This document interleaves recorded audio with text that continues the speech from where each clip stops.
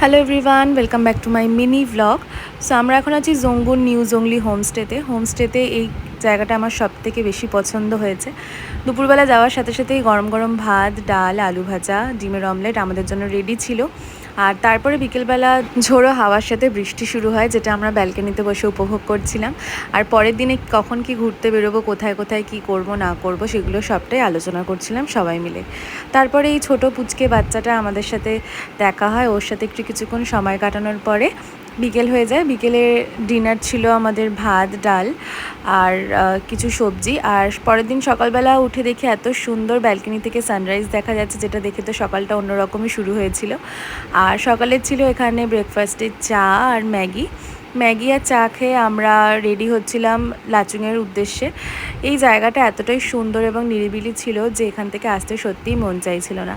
কিছু কিছু জায়গার নিস্তব্ধতাও এতটাই ভালো